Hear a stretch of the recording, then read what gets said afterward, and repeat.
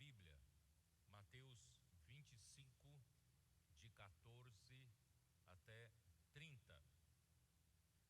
Essas mensagens, a partir de 25, não estarão registradas no alimento diário do semestre. Todavia, poderão compor algum livro. Todas as mensagens que estão entre o alimento diário do semestre para outro semestre, nós transformamos em livros. Mas é também muito importante se algumas igrejas puderem ter suas reuniões de atualização para atualizarmos as igrejas, ruminando mais essas mensagens. Muito bem, que o Senhor possa abençoar vocês todos. Hoje é o dia do Senhor, abençoando também as suas ofertas, com seus bens materiais, para honrar o Senhor de tudo que Ele nos deu. Nós queremos honrá-lo com nossos bens, para que a sua obra possa ir adiante, não com recursos que Ele nos deu para semearmos como sementes. Então se lembrem de fazer suas ofertas no dia do domingo. E nós chegamos a mensagem de número 26, que vai abordar va a a parábola dos abordar talentos, la parábola de los talentos, 25, que está en Mateo dos versículos 25, 14 até del 30, versículo como 14, eu disse. 30, como yo E ya essa dije, parábola y dos esta talentos parábola de los finaliza talentos finaliza a sessão la que o Senhor sección que el Jesus Señor deu Jesús como dio resposta como a uma respuesta pergunta a una dos pregunta discípulos. de los Eu vou ler discípulos. novamente Yo essa voy a pergunta leer no capítulo nuevamente 20, esta 24 pregunta en de el capítulo Mateus, 24 de Mateo. versículo 1, tendo Versículo Jesus 1 saído do dijo, cuando templo, Jesús é salió só del para templo y se lembrar iba, vocês que solo no para final recordarles a do ustedes que capítulo al 23 final de del capítulo Mateus, 23 de pela Mateo, rejeição por el dos rechazo líderes dos de los judeus líderes judíos y pela rebeldia, por la o Senhor rebeldía, el saiu do Señor templo, salió saiu del também templo, sí, saiu salió de Jerusalém también de Jerusalén e disse que eles dice só vão que ver ellos solo lo van a ver cuando Él vuelva en su segunda venida. Y dice, vuestra casa quedará desierta. Entonces, nuestro Señor dejó a Jerusalén, dejó al templo, y el versículo 1 del capítulo 24, cuando Jesús salió del templo y se iba, se acercaron sus discípulos para mostrarles los edificios del templo. Porque aquella construcción del templo que fue reformado por Herodes era una construcción muy bonita, una construcción majestuosa, y los discípulos estaban impresionados, pero Jesús ya había abandonado, salido del templo, y ellos no lo percibieron. Jesús le dijo, ¿veis todo esto? De cierto os digo que no quedará aquí piedra sobre piedra que no sea derribada. Esto sucedió en el año 70. En el Monte de los Olivos estaba Jesús sentado cuando los discípulos se acercaron aparte diciendo, dinos, ¿cuándo serán estas cosas? ¿Y qué señales habrá de tu venida y del fin del siglo? Primero, ¿cuándo sucederán que el templo sería destruido y no quedaría piedra sobre piedra? Sucedió en el año 70, ya hablamos sobre esto, por el imperio romano. El príncipe Tito fue y destruyó Jerusalén y destruyó el templo. ¿Y cuándo? ¿Qué señales habrá de la venida del Señor, de la segunda venida del Señor? y del final de los tiempos. La consumación de los siglos significa el fin de los siglos. Entonces, él respondió en 3 secciones. Ya hablamos sobre esto. La primera sección está dirigida a los judíos, a partir del versículo 4 de Mateos 24 hasta el versículo 31. Él habla con relación del fin de los tiempos, de la segunda venida del Señor. ¿Qué sucederá con los judíos? Y a partir del versículo 32 del capítulo de Mateos 24, 32, hasta el capítulo 25, el versículo 30, es la sección de la respuesta de Jesús sobre su venida y sobre el final de los tiempos para la iglesia. Por tanto, ¿cuál es la señal de la iglesia para nosotros ver cuán próximo está el final de los tiempos? Es la parábola de la higuera. Y la última sección está en el capítulo 25 de Mateos, del versículo 31 hasta el versículo 46. Se refiere al final de los tiempos, lo que sucederá con los gentiles. ¿Qué sucederá con las naciones? Vamos a dejar esto para la próxima semana. Entonces, con relación a la iglesia, termina con la parábola de los talentos que vamos a hablar hoy. Y con la iglesia, con relación a la venida del Señor, con relación al fin de los tiempos, Dios nos dio a nosotros la parábola de la higuera. Pero yo quiero alertarles a todos ustedes que lo que sucede con la iglesia es que lleva a suceder en el mundo.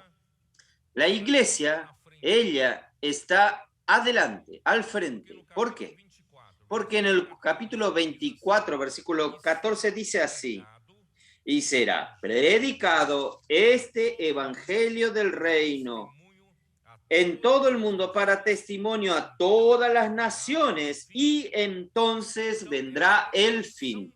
Entonces es la predicación del evangelio del reino por la iglesia es que determina el fin, determina la llegada del fin. Entonces la iglesia, conforme lo que el Señor nos está revelando en su palabra, la iglesia sigue practicando la palabra con simplicidad y con obediencia. Las cosas van sucediendo en la esfera espiritual y todo lo que sucede en la esfera espiritual sucede en el mundo como consecuencia del avance espiritual. Por tanto, hermanos, nosotros tenemos la responsabilidad de que todos los acontecimientos del mundo sucedan. No sé si ustedes percibieron a lo largo de estos últimos años, todo lo que nosotros recibimos, la revelación del Señor en la palabra, inmediatamente ocurre algo en el mundo. ¿No es así? Nosotros, 2-3 semanas atrás, nosotros estábamos hablando sobre Mateos 24 con relación de la importancia del templo, de la importancia de Jerusalén, y en la Pascua, que ya pasó, hubo conflictos justamente allí en la explanada de las mezquitas, donde estaba la base para la reconstrucción del tercer templo. La parábola de la higuera nos da indicios de la proximidad del regreso del Señor. Pero de nuevo, repito, nosotros somos los que hacemos suceder la proximidad de la venida del Señor, conforme a la fidelidad de la iglesia en predicar el evangelio, la fidelidad de la iglesia en edificar la iglesia, la fidelidad de la iglesia en rescatar a las personas de las calles para la casa de Dios y cuidar de ellas, y al final edificar la iglesia del Señor para el lugar de reposo de Dios, para un lugar de descanso del Señor, que hasta hoy, después de 2000 años que la iglesia fue engendrada, aún no está edificada. Nosotros tenemos esta misión de edificar la iglesia. Por tanto, hermanos, cuando la iglesia cumpla su misión, predicando el evangelio del reino a toda la tierra habitada y edifique la iglesia, entonces vendrá el fin. Solo recordando, cuando yo digo el fin significa aquí la llegada de la gran tribulación. Yo no quiero estar aquí. Yo quiero ser arrebatado antes de la gran tribulación. Entonces, vamos a trabajar, vamos a predicar el evangelio, vamos a salvar a las personas, vamos a traer como material de construcción para edificar la iglesia, vamos a cuidar de las personas. ¿Para qué? Para que sea posible la venida del fin. Por tanto, la parábola de la higuera nos da señales de cuán próximo está el fin. Israel fue como una nación restaurada en el año de 1948. Y cuando se restauró el Estado de Israel en el año 48, la capital era Tel Aviv. En la guerra de 6 días, en 1967, Israel recuperó Jerusalén. Y Israel sin Jerusalén no tiene mucho significado, porque Jerusalén fue el lugar que Dios escogió para poner su nombre y allí edificar el lugar de su habitación, un templo físico en la tierra, porque Jerusalén era el lugar que Dios escogió para allí. Todas las 12 tribus vayan en las fiestas solemnes en Jerusalén. Por tanto, sin Jerusalén, Israel no tiene mucho significado. Gracias a Dios que restauraron a Jerusalén, pero no tiene el templo. El templo para Israel significa el lugar de Dios, la habitación de Dios, la presencia de Dios. Si Dios no está allí en el templo, en Jerusalén, Israel también no tiene mucho sentido, porque teóricamente Israel sería un reino gobernado por Dios. Y así fue instituido. Principalmente podemos ver en Éxodo 19, allí Israel fue instituido como un reino de sacerdotes, una nación santa y un pueblo de propiedad exclusiva, peculiar de Dios, de entre todos los pueblos. Por tanto, hoy la nación de Israel ya es una realidad. Hoy ella ya tiene a Jerusalén. Algunos países ya reconocen a Jerusalén como la capital de Israel, no más Tel Aviv. Pero aún falta la construcción del templo, que fue destruido. Entonces, esta presión por la reconstrucción del templo va a ser cada vez mayor. Cada año que pasa va a aumentar exponencialmente esta presión. Fatalmente, un día, ellos van a reconstruir el templo. Solo que, si lo hacen hoy, habría casi que se podría desencadenar una guerra mundial, pero, queridos hermanos, no está lejos esto. No está lejos, porque esto está profetizado.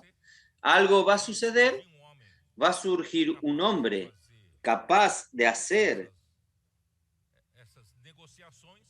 estas negociaciones y un hombre poderoso, un hombre con influencias, y él va a conseguir establecer una alianza en Oriente Medio para que Israel pueda hacer su templo. Y cuando este hombre surja, hará una alianza de 7 años, un pacto de 7 años. Él va a quebrar esta alianza a la mitad, en 3 años y medio. Ahí viene el fin, la gran tribulación.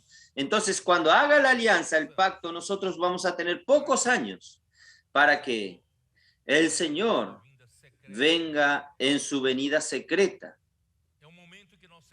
Es el momento que nosotros seremos arrebatados los vencedores. Yo quiero hacer parte de esto. Por tanto, hermanos, no está lejos. ¿Qué nos cabe a nosotros, hermanos, hacer? Es ser vigilantes. Por eso que después que el Señor habla de la parábola de la higuera, Él habla de vigilar, porque todo el mundo va a estar entorpecido con la vida cotidiana, como en los días de Noé. Comían, bebían, se casaban, ¿no es así? Como si no tuviese el fin del mundo. Y cuando vino el diluvio, los tomó a todos de sorpresa, por sorpresa. Entonces, la venida secreta de nuestro Señor Jesús va a tomar a mucha gente por sorpresa, pero no va a tomarnos a nosotros por sorpresa, porque nosotros ya estamos vigilando aquí en la tierra. Por eso, hermanos, ¿cómo vigilar? Versículo 45 nos muestra que el siervo fiel y prudente que vigila, él cuida de sus consiervos. Usted puede decir, pero yo soy recién convertido, yo soy muy joven todavía, yo no estoy maduro suficientemente para ser un vencedor y ser arrebatado en la venida secreta del Señor Jesús. Pero aquí abre una posibilidad para que usted sea arrebatado. Él dice así: ¿quién es pues el siervo fiel y prudente? Versículo 45 de Mateo 24, al cual puso su Señor sobre su casa para que les dé el alimento a su tiempo. ¿Usted está predicando el evangelio? ¿Puedo orar por usted? ¿Usted está haciendo colportaje? ¿Usted está trayendo estos contactos para que la iglesia cuide, y usted cuida de estos contactos, sea por la red de las mujeres conectadas, sea por la red de los hombres de oración, sea por la red de cuidado de la iglesia, central de recepción? Y usted entonces debe dar alimento en la hora correcta para estas personas que Dios colocó en sus manos. Si el Señor vuelve hoy y usted está alimentando fielmente a la persona que Dios le confió a usted, cuidando bien de ella, usted será un vencedor.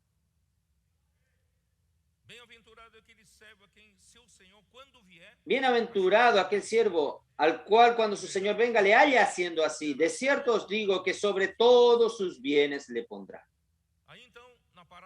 Entonces, en la parábola de las 10 vírgenes, en la semana pasada, yo dije, ¿cómo vigilar? ¿Cómo vigilar?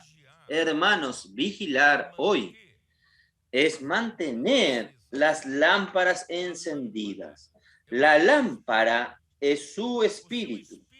Su espíritu fue encendido en el día que usted aceptó a nuestro Señor Jesucristo como su Salvador, como su Señor.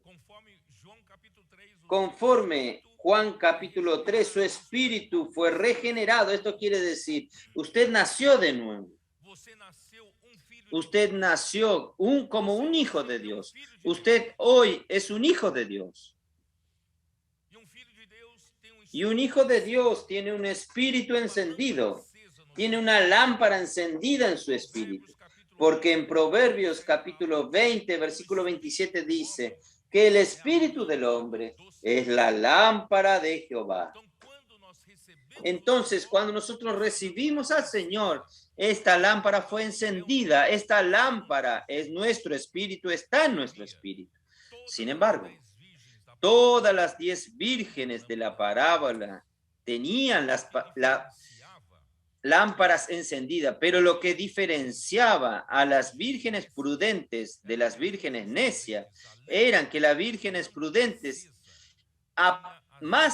aparte de tener la lámpara encendida, tenía aceite en las vasijas, y las necias tenían las lámparas encendidas porque eran salvas, pero no tenían reservas de aceite en la vasija. Y la vasija es nuestra alma. La lámpara está en nuestro espíritu humano, pero la vasija es nuestra alma. Por tanto, nosotros necesitamos recibir el aceite, permitir que el Espíritu de Dios venga a saturar, permear, venga también a ¿qué? A abastecer nuestra alma, nuestra mente, voluntad y emoción. Necesitan recibir la saturación del aceite, la saturación del Espíritu de Dios para transformarlas. Amén. Y el Espíritu de Dios, hermanos, es el mismo Dios. Dios hoy habita en su Espíritu. Romanos 8 nos deja claro que si alguien es de Él, este alguien tiene el Espíritu de Dios en él. Este alguien tiene el Espíritu de Cristo en él. Este alguien tiene Cristo habitando en él. Este alguien tiene el Espíritu de aquel que resucitó a Jesús de entre los muertos. Si usted duda de esto, lea en su casa. No tengo tiempo de leerle a ustedes. Romanos capítulo 8, ¿está bien? Voy a leer un poco, solo para que ustedes no queden con dudas. Romanos 8:9. Mas vosotros no vivís según la carne, sino según el Espíritu, si es que el Espíritu de Dios mora en vosotros. Y si alguno no tiene el Espíritu de Cristo, no es de él. Entonces usted no fue salvo. Usted no es hijo de Dios. Si usted aceptó a Jesús, usted es un hijo de Dios. Si usted es un hijo de Dios, usted tiene el Espíritu de Dios habitando en usted. El Espíritu de Cristo. ¿No es así? Versículo 11. Y si el Espíritu de aquel que levantó de los muertos a Jesús mora en vosotros, el que levantó de los muertos a Cristo Jesús vivificará también vuestros cuerpos mortales por su Espíritu que mora en vosotros. Entonces, cuando usted recibió a Jesús como su Salvador, usted invocó el nombre de Jesús como su Señor. ¿Qué sucedió? El Espíritu de Dios, el Espíritu de Cristo, pasó a habitar en su espíritu. Solo que no haga que de su espíritu un cuarto de huéspedes, donde usted cierra al Señor allí. Usted necesita invitar al Señor que está hoy en su espíritu para que entre en todos los lugares, todas las habitaciones de su casa, que su alma deje al Señor que entre en su mente, deje al Señor entrar en su emoción, deje al Señor entrar en su voluntad. ¿Cómo usted va a hacer esto? Invítelo. Invítelo. ¿Y quién tiene este poder de hacer esto? Está en usted. Su mente. Su mente tiene el poder de decidir dónde su alma va a inclinarse. Si su mente, sus pensamientos se inclinan para la carne, va a recibir muerte. Versículo 6 de Romanos 8. Porque el ocuparse de la carne es muerte. Pero el ocuparse, pero si usted inclina su mente para el espíritu, usted va a recibir vida y paz. Por eso que Colosenses 3, Pablo dice, ¿qué cosa a nosotros? Buscad las cosas de arriba. ¿No es así? Pensad en las cosas de arriba, no en las de la tierra.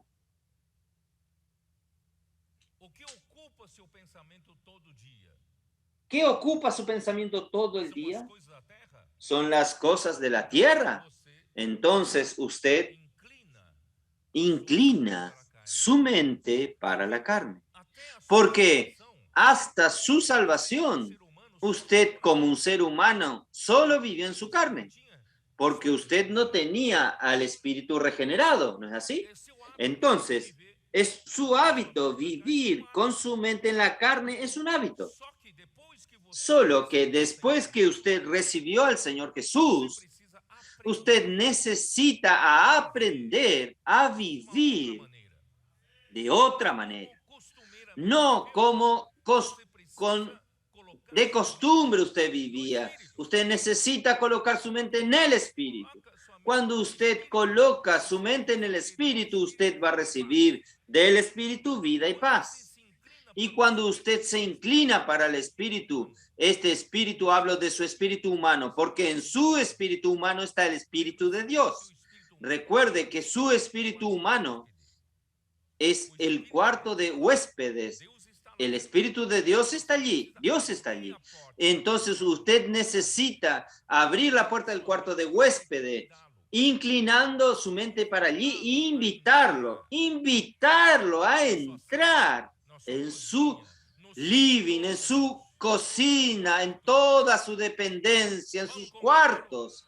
Vamos a invitarlo. Entonces vamos a inclinar nuestra mente al Espíritu. Ahí el Espíritu de Dios, como el aceite, va a fluir a su alma.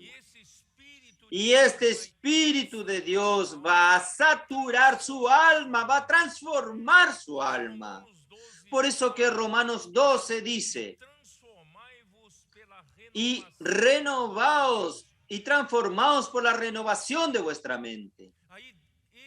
Ahí Dios entonces tendrá como ocupar su corazón, como su lugar de habitación.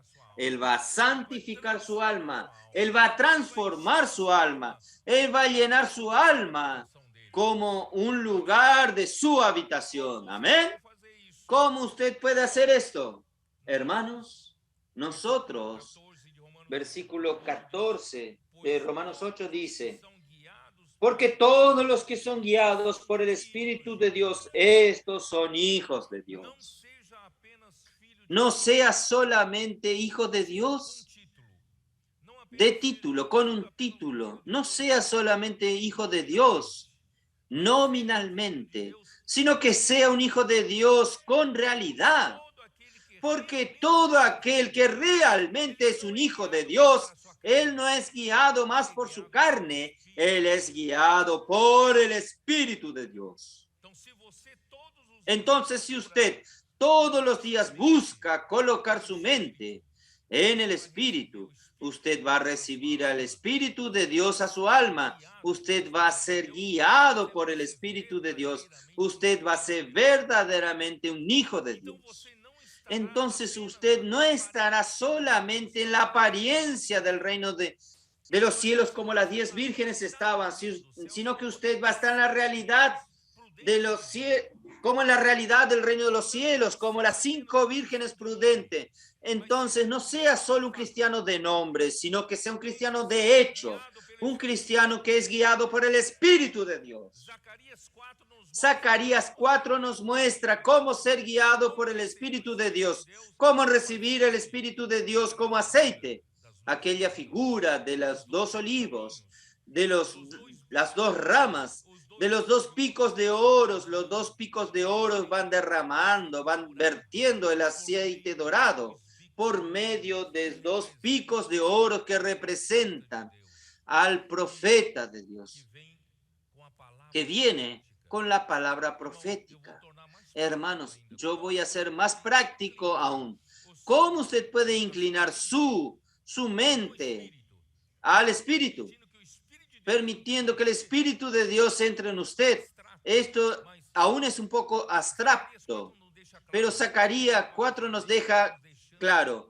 Usted puede hacer esto dejando que la palabra profética entre en usted. Cuando la palabra profética entra en usted, ella viene vertiendo con el aceite dorado. Él entra en usted y usted va a ser parte de aquella vasija. Usted recuerda que de los 2 picos de oro, el aceite no va directo a las lámparas del candelero de oro que representa la iglesia, sino que va primero a una vasija. Yo espero que muchos que me están oyendo sean estas vasijas. Esta vasija está formada por aquellos que aman la palabra, por aquellos que tienen el amor reverente por la palabra, aquellos que tienen el aprecio por la palabra. No aquellos que oyen un mensaje una vez, ya entendí, ya oí todos y da vuelta a la página. No, rumean.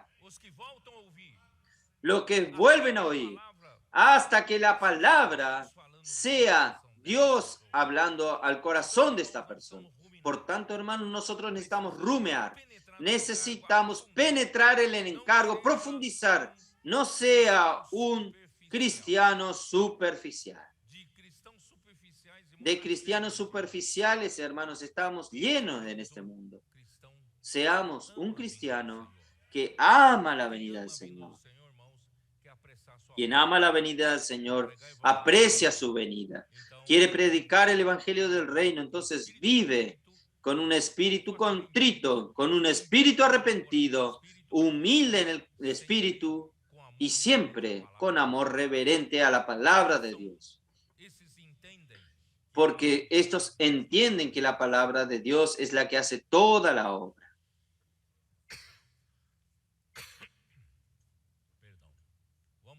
Perdón. Vamos entonces a dar secuencia al mensaje. Vamos a Mateo 25, versículo 14.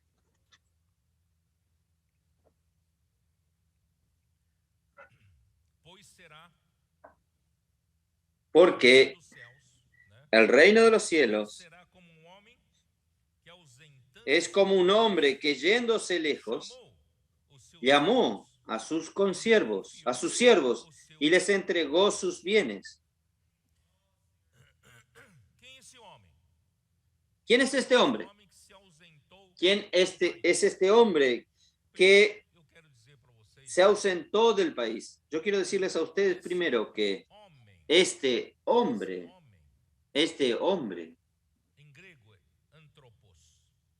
en griego es antropos, es un ser humano.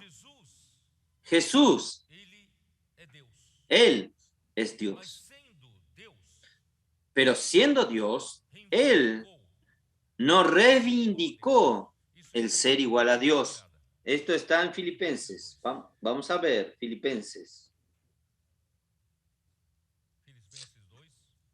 Filipenses capítulo 2, versículo 5. Haya pues en vosotros este sentir que hubo también en Cristo Jesús, el cual, siendo en forma de Dios, Él existe desde el principio. En forma de Dios, no estimó el ser igual a Dios. Él es Dios. Pero Él, para salvarnos, Él no se aferró, no se apegó a su posición de Dios. ¿Está bien? Versículo 7, sino que se despojó a sí mismo, tomando forma de siervo, hecho semejante a los hombres, y estando en la condición de hombre. Este hombre aquí es antropos nuevamente. Es la misma palabra griega que en la parábola de los talentos. ¿Esto qué quiere decir? Nosotros estamos refiriéndonos, estamos hablando al respecto, no de Jesús como hijo de Dios. Estamos hablando que como Él se vació, Él no se aferró a ser igual a Dios, sino que Él se vació, se humilló y se tornó un hombre. En esta posición, Él vino aquí en la tierra como este hombre. ¿Está bien? Asimismo se humilló, haciéndose obediente y muerte de cruz, hasta la muerte y muerte de cruz. ¿Quién es Él? Este hombre. Él es simplemente el rey del reino de los cielos. Él vino hoy a fundar el reino de los cielos, que es su iglesia, a través de la semilla del reino. Y lo que este hombre hizo, él se vació.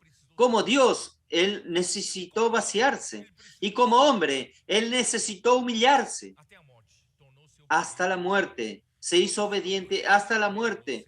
Si el rey del reino de los cielos tomó esta postura, y nosotros, que somos ciudadanos del reino de los cielos, ¿no debemos tomar la igual posición, el mismo principio?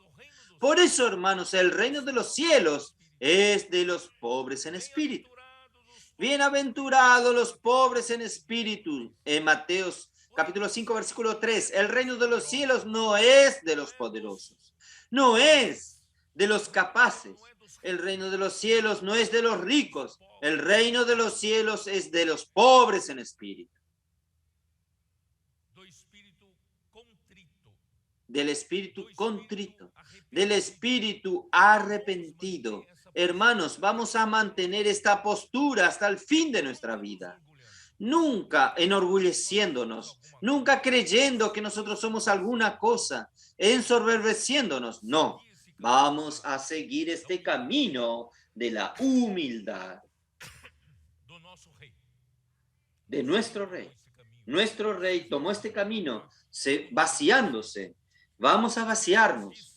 Jesús dijo a los discípulos en 3 ocasiones que era necesario él tomar el camino de la muerte y resurrección. Voy a recordarles a ustedes. Mateo 16 fue la primera vez. Mateo 16, versículo 21.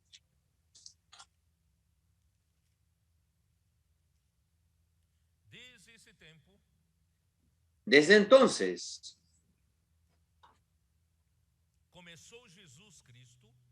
comenzó Jesús a declarar a sus discípulos que le era necesario ir a Jerusalén y padecer mucho de los ancianos, de los principales sacerdotes y de los escribas, y ser muerto y resucitar al tercer día. Hermanos, él pasó a decir a sus discípulos que era necesario que él haga esto. Era necesario él ir a Jerusalén.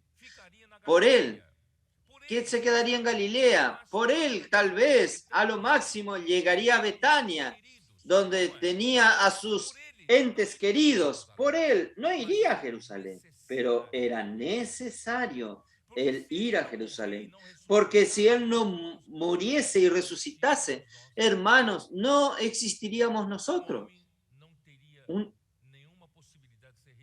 Un hombre no tendría ninguna posibilidad de ser redimido. El hombre no tendría ninguna salvación. Gracias a Dios, él murió y resucitó, y posibilitó nuestra redención, nuestra salvación y a engendrar la iglesia y la iglesia poder ser edificada. Entonces era necesario sufrir, ir a Jerusalén para sufrir. Él sabía que en Jerusalén él no iba a ser recibido con cariño, él iba a ser recibido con hostilidad, pero era necesario ir a Jerusalén. La segunda vez que él lo habló en Mateo 17, versículo 22. Estando ellos en Galilea, él aún estaba en Galilea, Jesús les dijo, el Hijo del Hombre, vean bien, es el Hijo del Hombre, él está en la posición de antropos, de hombre, de ser humano. El Hijo del Hombre será entregado en manos de los hombres, porque si él viniese en la posición de Dios, nadie conseguiría entregar Dios a los hombres, sufrir en las manos de los hombres, ¿no es así? Entonces él tenía que estar en la posición de hombre. Entonces el Hijo del Hombre está para ser entregado en las manos de los hombres y le matarán. Mas al tercer día resucitará. Y ellos se entristecieron en gran manera. Pero hermanos, esta es la gran llave de la salvación de Dios. Mateo 20, la tercera vez. Vamos a mirar. Mateo 20, versículos 18 y 19. 18. Desde el 17, porque dice, él estaba listo a subir a Jerusalén.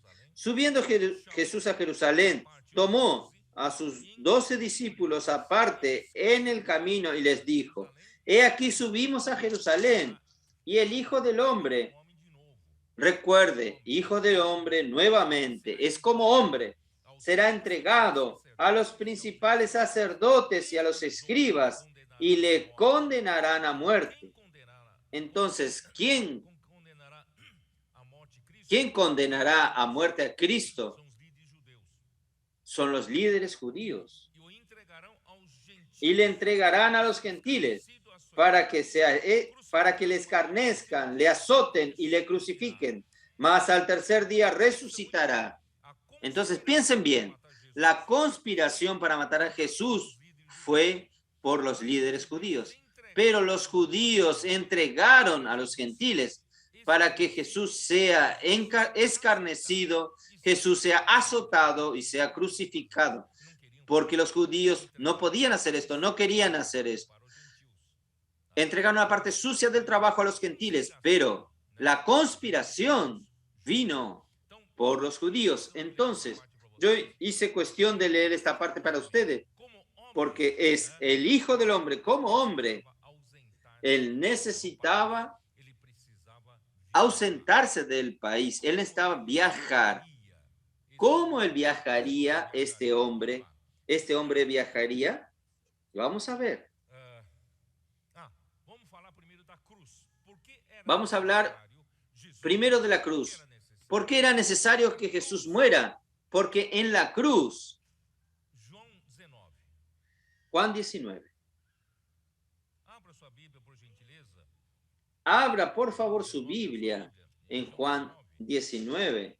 Abra su Biblia en Juan 19 y el versículo 34 nos dice lo siguiente.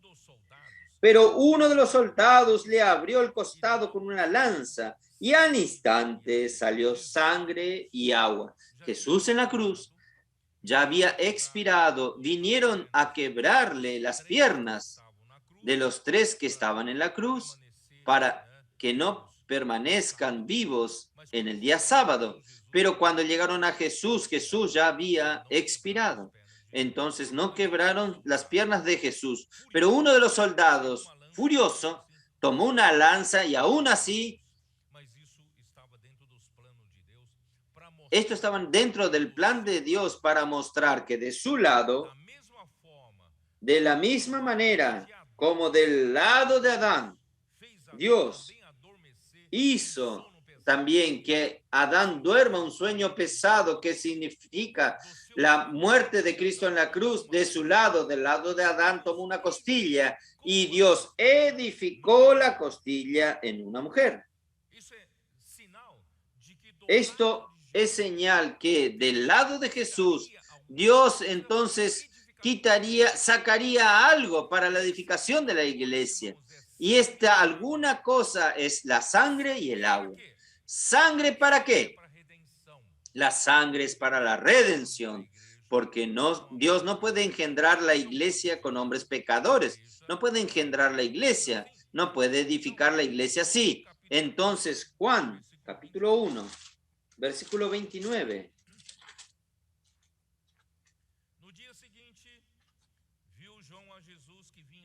El siguiente día vio Juan a Jesús que venía a él y dijo: he aquí el Cordero de Dios que quita el pecado del mundo. Era necesario el Cordero de Dios en la Pascua que muriese para quitar el pecado del mundo. Efesios 1:7. Señor Jesús. Efesios 1:7. ¿En quién? En el amado, en el amado Hijo de Dios, en quien tenemos redención por su sangre, el perdón de los pecados según las riquezas de su gracia. Entonces su sangre trajo al hombre la redención. Sangre. Colosenses 1:14.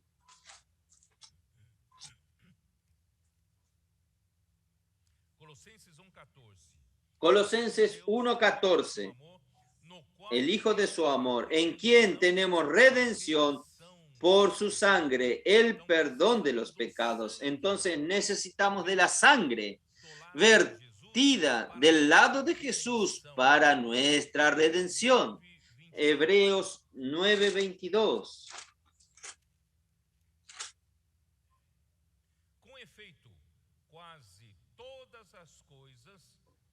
Y casi todo es purificado según la ley con sangre. Y sin derramamiento de sangre no se hace remisión. Entonces, ¿era necesario o no era necesario? Era necesario que él sufriese en las manos de los principales sacerdotes y escribas y sea muerto, crucificado, porque la sangre derramada en la cruz, esta sangre nosotros tenemos la remisión de los pecados, nosotros tenemos la redención, gracias a Dios. Pero es también para nuestra justificación. Romanos 3:24, porque si no fuese por la sangre, por la redención, nosotros no seríamos justos delante de Dios. Nosotros no seríamos justificados por delante de Dios. ¿Ustedes entendieron? Entonces nosotros necesitamos ser justos delante de Dios, también por la redención. Romanos 3:24. Siendo justificados gratuitamente por su gracia, mediante la redención que es en Cristo Jesús. Entonces, la redención por la sangre de Cristo en la cruz es para que nosotros seamos justificados. En esta mañana nosotros estamos aquí en esta reunión. En verdad, nosotros estamos en la presencia de Dios. Solo podemos estar en la presencia de Dios porque Cristo, por su redención, nos justificó. No hay un justo que pueda permanecer en la presencia de Dios. Por tanto, hermanos, es la sangre de Cristo que nos justifica, que nos hace estar en la presencia de Dios. Pero no fue solo la sangre que salió de su lado, salió también agua. ¿El agua para qué es? El agua es para dispensar la vida de Dios al hombre por medio del Espíritu. El agua en la Biblia siempre representó al Espíritu. Entonces, por eso que en Juan capítulo 14, capítulo 3, el Señor dice: quien no nazca de la sangre y el agua no puede ver el reino de Dios. Gracias a Dios, del lado de Jesús salió no solo sangre, sino también agua. El agua, hermanos, es para que nosotros entremos en el reino de Dios. Juan 3, estoy queriendo economizar, pero es bueno que ustedes tengan esta referencia bíblica. Capítulo 3 de Juan, el Evangelio de Juan, versículo 3. Todos abrieron sus Biblias. Respondió Jesús y les dijo, de cierto te digo, que el que no naciere de nuevo, no puede ver el reino de Dios. Pero ¿cómo nacer de nuevo? Versículo 5. Respondió Jesús, de cierto te digo que el que no naciere del agua y del Espíritu no puede entrar en el reino de Dios. Entonces, gracias a Dios, esta agua que fluyó del lado de Jesús, hermanos, nos dio esta oportunidad o nos dio esta posición, este derecho, hermanos, de recibir la vida de Dios por medio del Espíritu de Dios. Lo que es nacido de la carne continúa siendo carne, pero lo que es nacido del Espíritu es Espíritu. Algunos erróneamente predican sobre la reencarnación para purificar al hombre, para mejorar al hombre, hermanos. Yo creo que de tantas encarnaciones que se predican, ningún hombre fue mejorado. Hermanos, no existe la reencarnación. Cada uno vive una sola vez y muere una sola vez. Porque si nace de nuevamente en la carne, continúa siendo carne. Entonces solo hay una manera, es nacer del Espíritu. ¿Y cómo nacer del Espíritu, hermano? Es nacer del agua, que fluyó del lado de Jesús, que dispensa la vida de Dios a nosotros. ¿Es esto que leí? Por eso, lo que es nacido de la carne, carne que es necesario nacer de nuevo. Este nacer de nuevo es nacer de lo alto. Es necesario. No te maravilles que te dije, os es necesario nacer de lo alto, no de la tierra, de la carne, sino de lo alto. Por tanto, hermanos, para engendrar la iglesia y para edificar la iglesia, nosotros tenemos que usar Efesios capítulo 5. Miren su Biblia, Efesios capítulo 5. Aquí nos muestra el agua nuevamente, solo que él aplica el agua aquí, el agua a la palabra. Efesios capítulo 5, versículo 25 dice así. Maridos, amad a vuestras mujeres, así como Cristo amó a la iglesia y se entregó a sí mismo por él. Cristo se entregó a la iglesia derramando su sangre para la redención del hombre y para justificar al hombre delante de Dios. Y no solo esto, sino que fluyó agua de su lado para dispensar la vida de Dios al hombre. Hermanos, Cristo amó a la iglesia, hizo esto por nosotros, se entregó a sí mismo por la iglesia. ¿Para qué? Para santificarla. Hermanos, aún nosotros tenemos mucha naturaleza, mucho de la naturaleza carnal. Tenemos mucho de la naturaleza pecadora, tenemos mucho de la naturaleza del viejo hombre, mucho de la naturaleza aún de la vieja creación. Dios quiere cambiarnos de naturaleza, colocar su naturaleza santa en nosotros. Entonces, este es el proceso de santificación. Dios está santificándonos.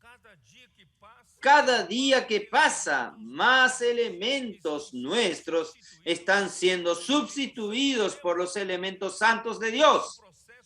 Este es el proceso de metabolismo espiritual. Pero ¿cómo Dios nos santifica? Vamos a continuar leyendo.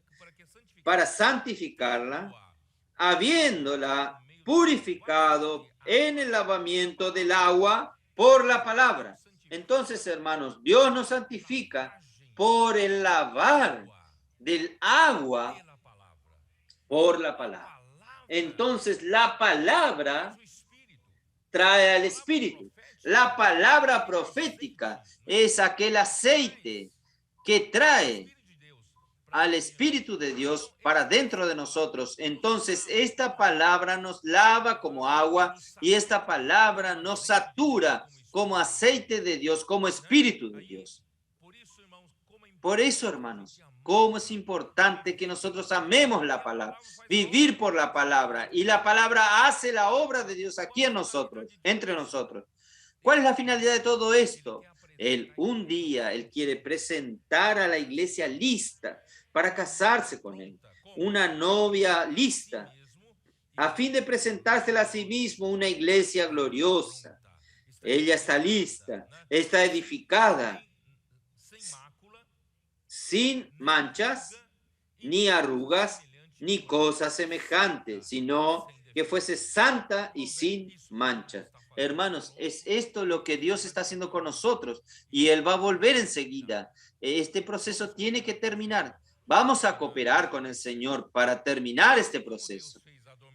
Así como Dios hizo dormir a Adán y retiró una costilla de su lado, edificó una mujer, Él hizo que Cristo muriese en la cruz y el agua que fluyó de su lado produjo la iglesia y está edificando la iglesia por la palabra, por medio del Espíritu. Entonces, durante la cena de la Pascua, cuando Jesús apuntó quién era el traidor, ustedes recuerdan esto, en Juan capítulo 13. Habla su Biblia, por favor, nuevamente. En Juan capítulo 13. Disculpe. Jesús entonces reveló quién lo iba a traicionar y le dijo a Judas, lo que usted tiene que hacer, hágalo rápido. Judas entonces se levantó de la mesa, de aquella famosa mesa de la cena del Señor, y se levantó y quedaron los 11 discípulos del Señor. Y fue en este momento en que Jesús les dijo, ¿dónde está? Capítulo 13, versículo 31. Aquel mismo, cuando salió, Judas, fue glorificado el Hijo del Hombre y Dios fue glorificado en él. Si Dios fue glorificado en él, también Dios lo glorificará en él mismo y lo glorificará inmediatamente. Quiere decir, estaba bien cerca del momento de su crucifixión. Hijos, aún por un poco estoy con vosotros. Me buscaréis. Pero como dije a los judíos, así os digo ahora a vosotros, a donde yo voy, vosotros no podéis ir. Por eso en la parábola de los talentos habla un hombre que viajó del país, que se ausentó del país, entonces él necesitaba ir. ¿Qué es este ir del Señor? ¿Quién sabe? Él necesitaba ir, él necesitaba morir. ¿Entendieron?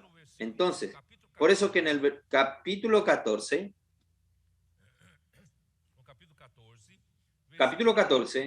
versículo 1, Jesús, como ellos estaban tristes sabiendo que Jesús estaba por morir, los discípulos quedaron tristes y Jesús le dijo, no se turbe vuestro corazón.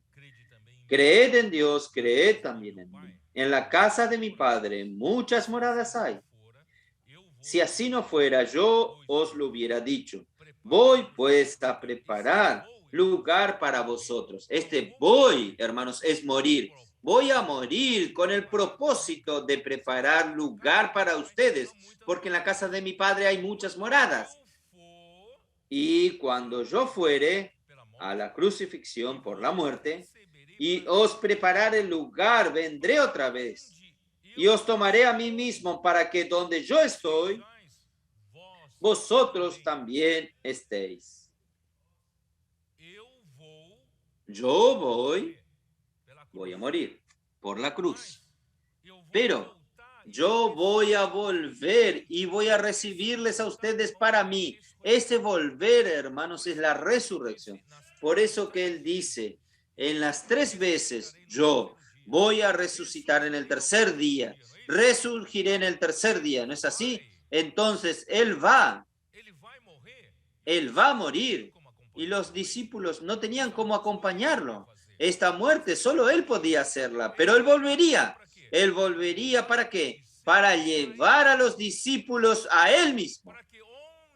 Para que donde Él ya estaba, Él quería llevar a los discípulos para el lugar donde Él estaba. Donde Él estaba.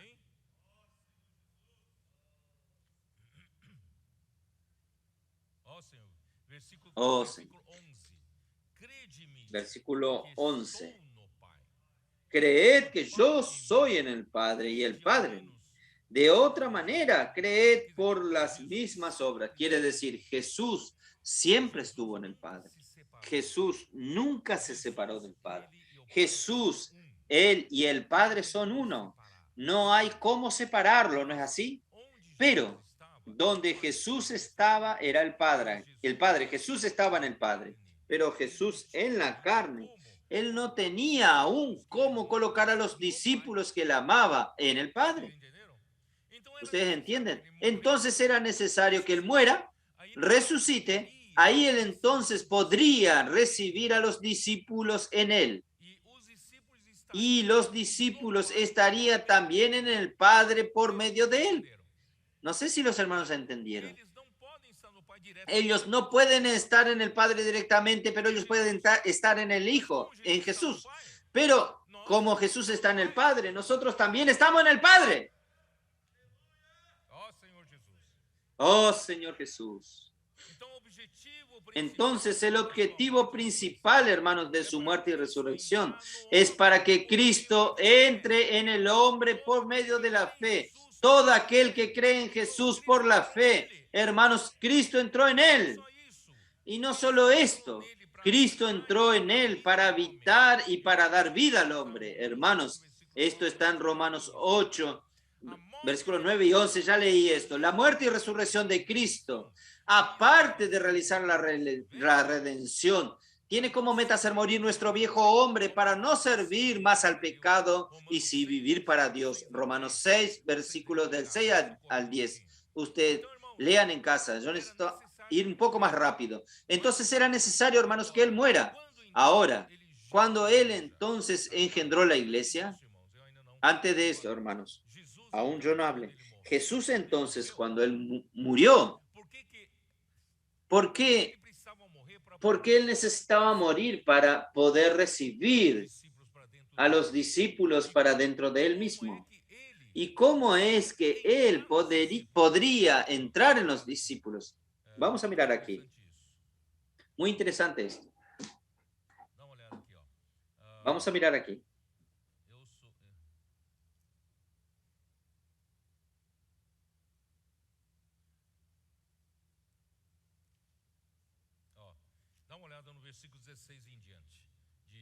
Del versículo 14, versículo 16 en adelante. Y yo rogaré al Padre y os dará otro consolador para que esté con vosotros para siempre. Jesús en la carne no podía estar para siempre con el hombre, con nosotros, pero Él necesitaba ir para el Padre y mandar otro consolador para poder estar con nosotros en todo el tiempo, hasta la eternidad. Entonces, este otro consolador, ¿quién es? Es el Espíritu de verdad, al cual el mundo no puede recibir porque no le ve ni le conoce. Pero Él dijo a sus discípulos, pero vosotros lo conocéis. ¿Cómo? El Espíritu que aún sería enviado por el Padre los discípulos ya conocían, porque Él habita con vosotros. Entonces, eran para que ellos entiendan que este Espíritu que el Padre enviaría era el mismo Jesús después de pasar por la muerte y resurrección. Él se tornaría el Espíritu que es el Consolador, volvería a nosotros y estaría para siempre con nosotros. Voy a repetir. Pero vosotros le conocéis, porque Él mora con vosotros. ¿Quién moraba con ellos? Jesús en carne. Y estará en vosotros. Estará Él habita ahora en carne con ustedes, pero cuando yo muera y resucite, yo voy a estar en ustedes. No os dejaré huérfanos, vendré a vosotros. Hermanos, este Jesús hoy está en forma de espíritu, el espíritu de realidad, el otro consolador. Él, por un lado, está sentado a la derecha del Padre, pero por otro lado, hermanos, él, como el espíritu de realidad, él está aquí. Él está aquí entre nosotros. Oh, Señor Jesús. Entonces, en el día, siempre me olvido de leer este versículo, Juan capítulo 20. ¿Cómo es que Jesús entró en los discípulos? Juan capítulo 20, versículo 19. Cuando llegó la noche de aquel mismo día, el primer día de la semana, estando las puertas cerradas en el lugar donde los discípulos estaban reunidos por medio de los miedos de los judíos, vino Jesús y puesto en medio de les dijo, paz a vosotros. Y cuando les hubo dicho esto, este Jesús, después que murió, resucitó. Su cuerpo fue transfigurado. Su cuerpo ahora es un cuerpo de la resurrección. Pero al mismo tiempo, este cuerpo usted puede tocarlo. Aquí dice, él mostró las manos y también mostró su costado. Él podía mostrar, pero él no es un cuerpo de materia. No era más materia. Él apareció en medio del recinto donde ellos estaban y después se retiró, desapareció. Hermanos, él no necesitaba que nadie lo lleve de auto, de caballo, porque él entraba, estaba en el cuerpo de gloria. Y nosotros, hermanos, en la venida del reino milenar, si fuéramos vencedores, vamos a reinar con Cristo en la parte celestial, también con este cuerpo nuevo, y nosotros vamos a recibirlo sin materia, sin masa. ¿Sabe lo que pesa? Lo que pesa aquí en la tierra por la acción de la gravedad es la masa, la materia. Pero un día nosotros no vamos a tener más la materia, la masa. Aleluya.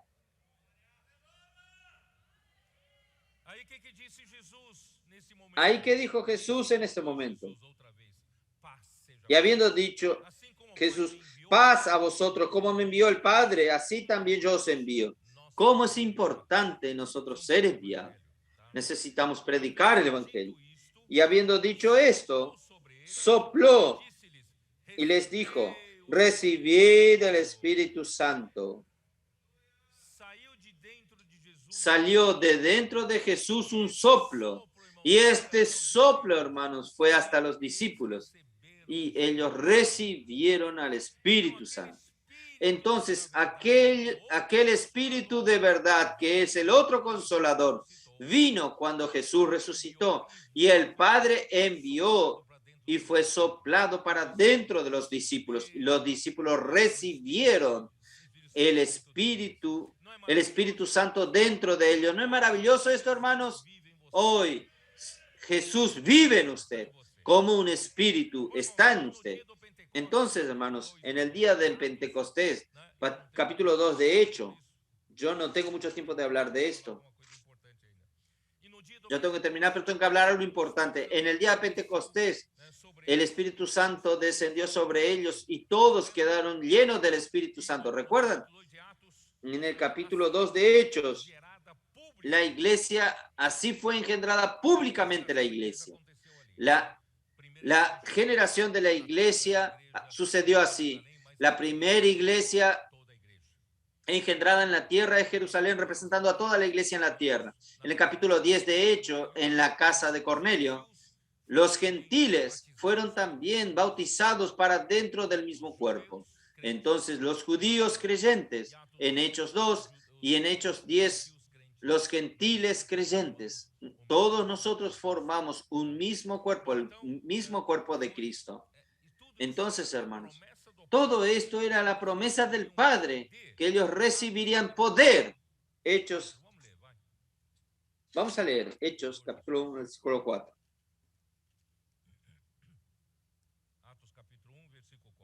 Hechos, capítulo 1, versículo 4. Y estando juntos les mandó que no se fueran de Jerusalén, sino que esperasen la promesa del Padre, la cual les dijo, oísteis de mí. Versículo 8. Pero recibiréis poder, hermanos, este Espíritu Santo que descendió sobre ellos. El soplo de Jesús hizo con que el mismo Jesús como Espíritu Santo entró en los discípulos. Pero en el día de Pentecostés, el Espíritu Santo descendió sobre ellos para darles poder. ¿Poder para qué? Versículo 8. Pero recibiréis poder cuando haya venido sobre vosotros el Espíritu Santo y me seréis testigos en Jerusalén, en toda Judea, en Samaria y hasta lo último de la tierra. Por un lado, necesitamos recibir a Jesús, el Espíritu Santo, como vida, como el mismo Dios para dentro de nosotros, como vida para vivir, como esencia. Pero por otro lado, la iglesia necesita recibir el Espíritu Santo como poder. ¿Poder para qué? Para predicar el Evangelio, para ser testigos. Entonces, queridos hermanos, ustedes que salen a las calles, predican el Evangelio, puedo orar por usted, hacen colportajes, salen cuando ustedes salen con poder, y Dios ya le dio a ustedes. Él lo dio a la iglesia. Amén.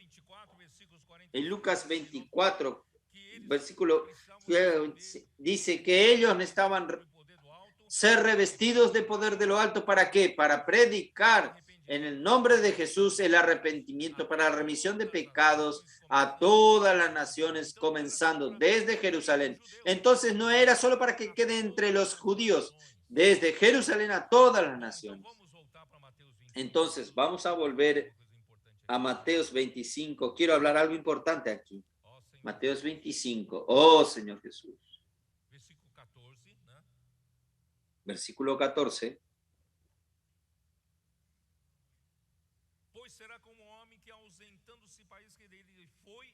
Un hombre que yéndose lejos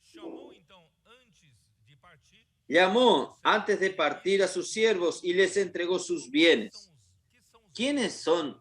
¿Qué son los bienes del Señor principalmente? Todo este mundo, los cielos y la tierra fueron creados por Dios. Todo es de Él. Pero lo que Él realmente, ¿quiénes son sus bienes? Son los hombres. Los hombres.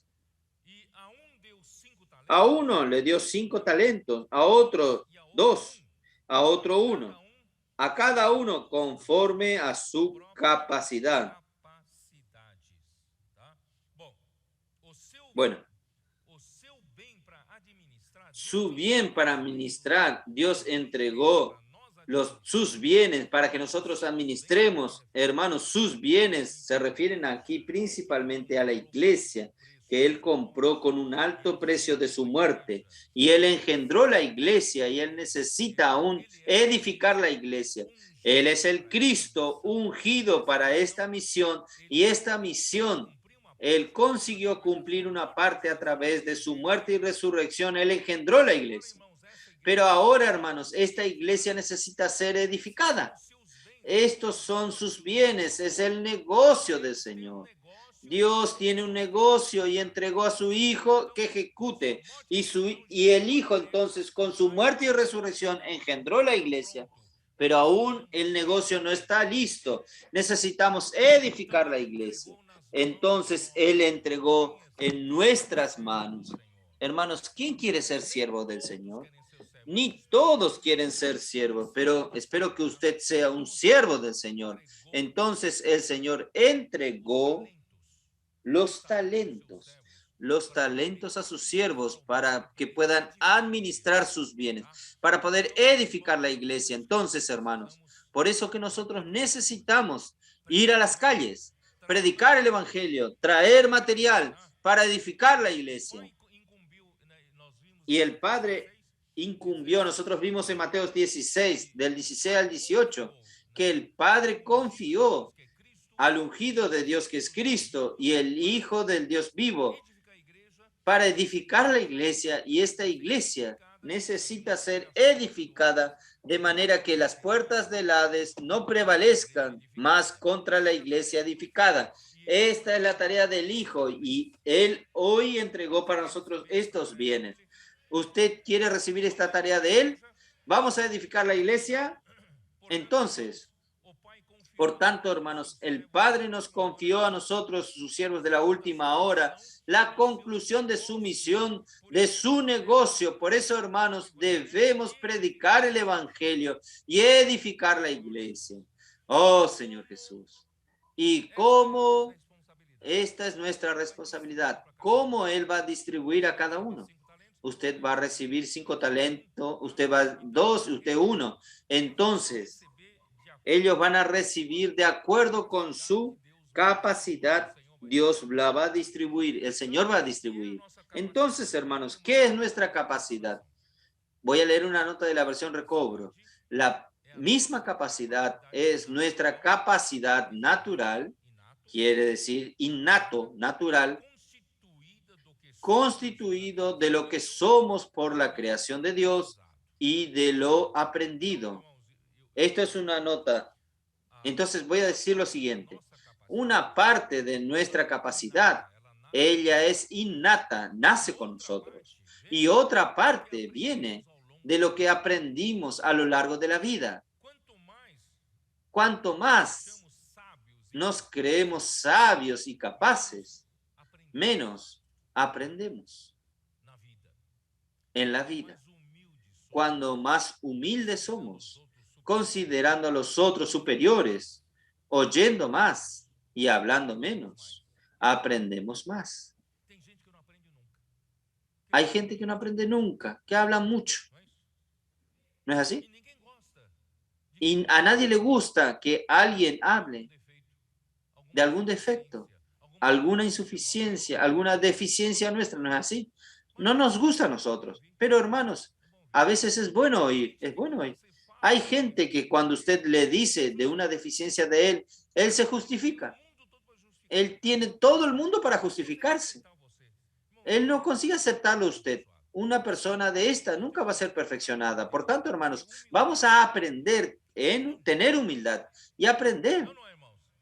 ¿Es así o no? Vamos a aprender. Hay gente que habla mucho y nunca aprende. Vamos a aprender.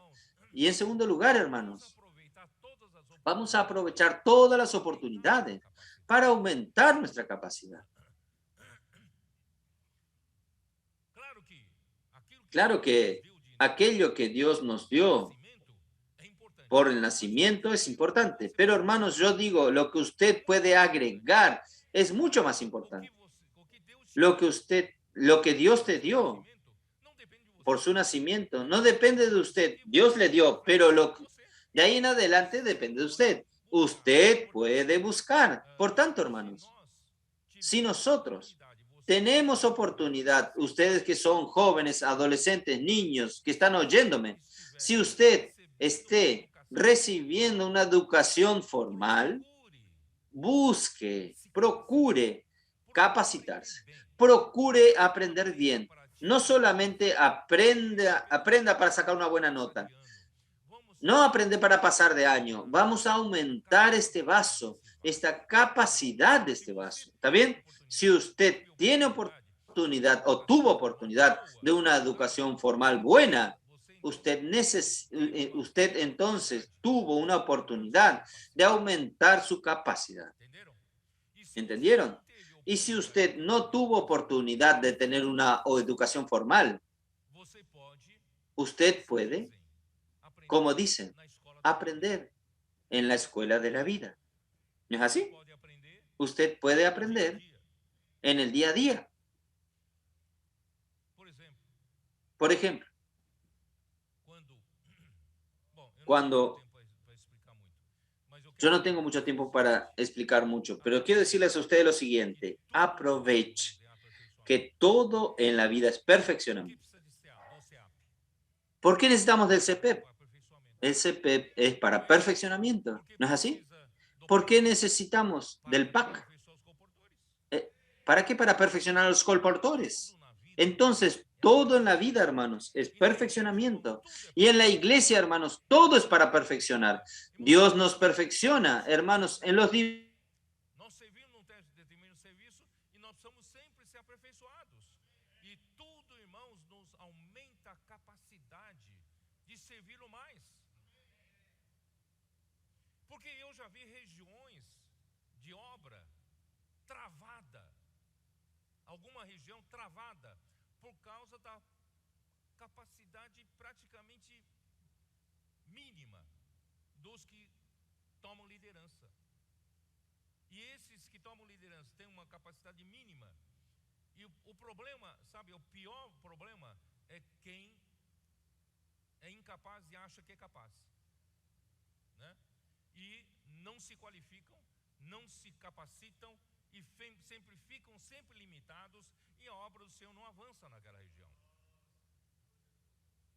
Por isso, irmãos, vamos nos abrir. Se eu não tenho capacidade, irmãos, eu preciso me fazer juntar, agregar das pessoas que eu reconheço, preciso reconhecer a minha deficiência e pedir ajuda dos irmãos. É ou não é? Ninguém sabe tudo. Nós somos uns dos outros, certo? Então, irmãos, não seja aquele que está na frente, né? Não tem capacidade de fazer as coisas, não deixa ninguém fazer. E não reconhece que precisa de ajuda. É aquela galinha velha que o irmão Dong fala, né?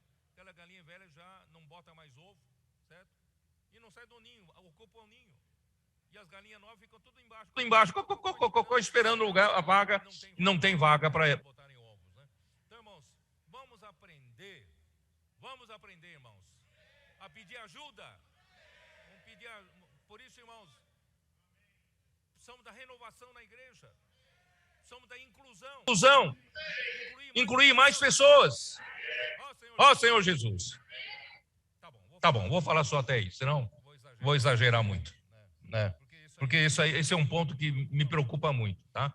A gente precisa realmente dar para o Senhor. Bom, amém. Agora, irmãos, eu quero dizer para vocês também, depois de dito isso, vocês vão pensar que, puxa, Pedro de novo está falando da capacidade do homem, tá? Mas eu quero dizer para vocês que, mais uma vez, vou repetir, que a capacidade do homem é para dar suporte a Deus para fazer obra. Lembra-se da sarça que Moisés viu no deserto, e havia fogo na sarça, e a sarça não se consumia. Isso quer dizer o quê? Deus não usa a capacidade do homem como combustível para a sua obra. Deus não precisa do homem como combustível para ele fazer a obra aqui na terra. Ele só precisa do homem, da capacidade do homem como suporte para que o fogo dele pudesse estar em cima. Então, eu já disse no passado, os irmãos não acharam essa ilustração, vocês acho que conhecem uma ilustração que eu fiz, que uma sarça serve apenas para dar suporte para o fogo. Mas se essa sarça fosse um pouco maior, tiver uma capacidade um pouco maior, uma capacidade maior, o fogo seria maior. Vocês entenderam? Vocês entendem? A sarça não tem capacidade de fazer a obra de Deus, mas o fogo tem. Mas quanto mais a sarça é capacitada, mais a sarça é capacitada, mais Deus pode fazer sua obra. Então, o poder continua sendo de Deus, não do homem. Pero la capacidad del hombre da soporte para que Dios haga. ¿Ustedes me entienden? Por eso, hermanos, en 2 Corintios capítulo 4, 7 dice, tenemos un tesoro en vasos de barro para que la excelencia del poder sea de Dios y no de nosotros. Pero cuanto mayor este vaso de barro, el tesoro puede ser mayor. ¿Ustedes entienden? Entonces, por tanto, cuanto el vaso es más capacitado, Dios puede usarlo más para su obra. Usted puede ser perfeccionado en diversos servicios en la iglesia, en el CPEP, en el PAC, participando de la fábrica de vencedores, del ministerio de las mujeres, de la red de los hombres de oración, etcétera, etcétera, en los diversos servicios de la iglesia. En el aspecto espiritual, en la esfera del reino de los cielos, mantenerse siempre con un espíritu contrito, aún es necesario, hermano, siempre un espíritu humilde, pero buscar desarrollar el amor por la palabra profética, la palabra de Dios, practicándola con simplicidad y obediencia. Continúa este camino, tener disposición en ser perfeccionado para servir con eficiencia cada vez mayor. Desarrollar el amor por las personas con compasión y dedicación para cuidar de ellas, para promover la edificación de la iglesia. Hermanos, estos son nuestros bienes que el Señor nos confió a nosotros. Y un talento, yo voy a leer rápidamente, equivalía cerca de 45 kilos de plata o 6,000 denarios de la época, denarios romanos. Un denario era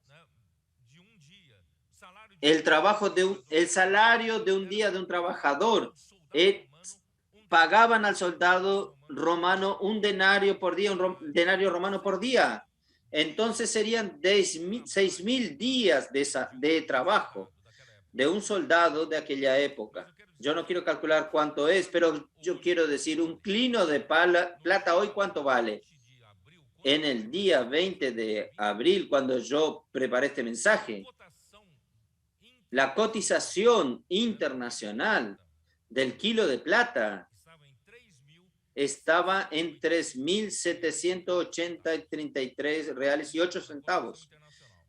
Esto es en la cotización internacional. Entonces, un talento equivalía a aquel que recibiría un talento, recibió 170.238 reales.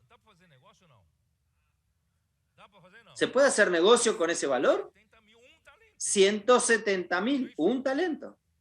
¿No es así?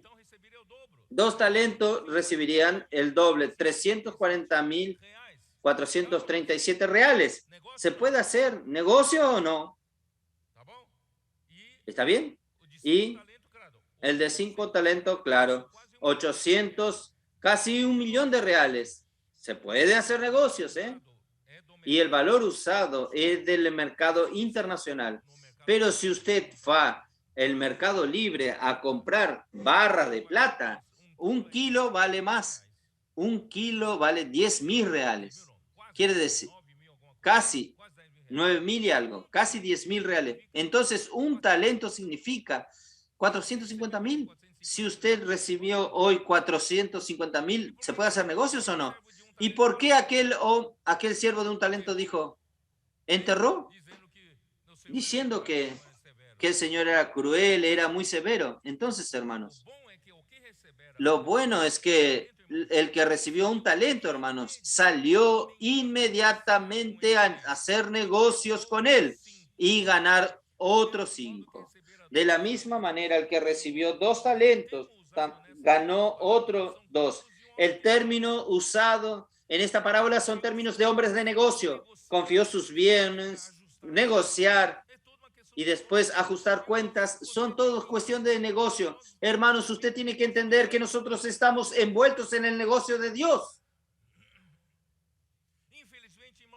Infelizmente, hermanos, a partir del siglo II, el clericanismo fue tomando forma y fue separando al clero de los laicos. Y de ahí en adelante, hermanos, solamente los que estudiaban para formación clerical era que podían entender las cosas de Dios. El laico no. Esto fue descendiendo ladera para abajo en la iglesia en Tiatira. Hablé esto durante las 7 iglesias. Y llegó al fondo del pozo esto. Los miembros del cuerpo de Cristo no tienen más lugar para ejercer su función, desempeñar su función. Pero gracias a Dios, Dios entonces en el siglo XV, XVI, comenzó a restaurar. Ahí vino la iglesia en Sardis, Solo que, hermanos, tomó todos los vicios de la iglesia en Tiatira y continúa haciendo la formación de cleros. Los líderes de las iglesias, hermanos, tenían que hacer teologías sistemáticas. Todo era teoría, doctrina, hermanos. Y se aprendía algo en la práctica. Era administrar la iglesia para poder mantener. Se tornó un negocio. En un negocio en el buen sentido. Hermanos, por eso cuando nosotros hablamos de las cosas de la Biblia, todos buscan teorizar, hablar en teología, hablar en doctrina. Hermanos, no es esto. El negocio de Dios es un negocio. Cristo recibió la incumbencia para engendrar la iglesia y edificar la iglesia. Y la edificación de la iglesia es un negocio. No tenga la mente de un doctrinario, teórico, no. Nosotros tenemos que dar ganancias al Señor. Aquella mujer virtuosa del último capítulo de Proverbios, ella daba ganancia a su marido. Ella no estaba teorizando todo el día en su casa, no. Ella hacía lana, tejía, cuidaba de los hijos, plantaba una viña, ella salía para hacer negocios, compraban y vendía. Ella era una mujer de negocios. Mateos 13. Vamos a ver, Mateos 3. La parábola que corresponde a la iglesia en Filadelfia es la parábola, versículo 45. También el reino de los cielos es semejante a un mercader que busca buenas perlas. Cuando, habiendo hallado una perla preciosa, fue y vendió todo lo que tenía y la compró. Hermanos, nosotros tenemos que dejar de lado el tema de teología. En el tiempo de la iglesia en Filadelfia no es teología. En el tiempo de la iglesia en Filadelfia, hermanos, es hacer negocios de Dios, dar ganancia. Vamos a las calles, predicar el evangelio, traer personas a la iglesia. Vamos a cuidar de ellas. Vamos a suplir con la palabra, hacer crecer junto con la iglesia siendo santificada, ¿no es así? Siendo edificado y traer al Señor de regreso una iglesia edificada. Cuando el Señor en el Antiguo Testamento, el pueblo de Israel era su viña, él iba a la viña para buscar fruto y no tenía frutos. Hermanos, durante 20 siglos también de la historia de la iglesia, ¿cuánto tiempo dio fruto para el Señor? Está en el momento de dar frutos al Señor. Vamos a las calles, predicar el evangelio, traer personas. Vamos a cuidar de ellas. Vamos a edificar a las personas junto con nosotros. Esto es dar ganancia al Señor. Esto es edificar la iglesia. Entonces, la parábola de las 10 vírgenes, el énfasis está en el crecimiento de la vida, preparación, de permitir que el Espíritu permee nuestra alma, pero ahora la parábola de los talentos se refiere qué obra nosotros vamos a presentar al Señor. Cuando el Señor vuelva, Él nos va a pedir, ¿qué obra usted hizo? Hermano, yo di mensajes muy bonitos. Él no le va a importar esto. Él va a querer saber qué fruto práctico usted y yo hicimos para el Señor. Yo voy a terminar aquí con Isaías 55. Yo no conseguí terminar el mensaje, pero voy a terminar con Isaías 55 para mostrarles a ustedes, hermanos, que el Señor, Él quiere frutos. Isaías 55, miren, el versículo 10. Porque como desciende de los cielos la lluvia y la nieve, y no vuelve allá, sino que riega la tierra y la hace germinar y producir, y da semilla al que siembra y pan al que come. Hermanos, Dios quiere manda. No es para que el hombre construya alrededor. Cuando Dios manda lluvia, hermanos, es para regar la tierra, para fecundar la tierra, para producir frutos, para dar alimento al hombre, para dar semilla al que siembra, ¿no es así? Entonces, será diferente cuando Dios manda la palabra.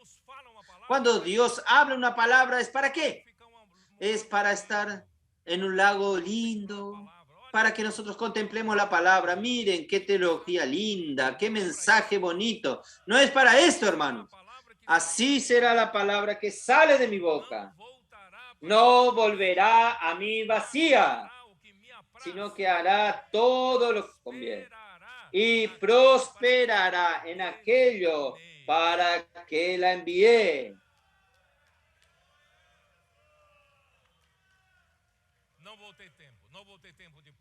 No voy a tener tiempo de terminar esta parábola, pero yo creo que ustedes entendieron el encargo. Hermanos, vamos a encarar esta responsabilidad. Esta responsabilidad que recibimos del Señor no es meramente hablar mensajes bonitos, es para producir algo real para Él. Y esto, algo real, es edificar la iglesia. Por eso, hermanos, vamos a producir, dar frutos al Señor y tener este espíritu. Y por otro lado, también el énfasis está, vamos a buscar siempre capacitarnos, vamos a buscar siempre ser perfeccionados. Ser perfeccionados, no crea que usted sabe todo. Vamos a tener humildad suficiente de pedir ayuda de los hermanos, pedir perfeccionamiento de los hermanos y siempre con un espíritu de aprendizado. Siempre aprender. Y aquellos jóvenes y adolescentes que están estudiando, aprovechen la educación formal para capacitarse. ¿Está bien? Y si usted no tiene oportunidad, aproveche todas las oportunidades de su vida para capacitarse, para que Dios te pueda usar aún más. Jesús es el Señor.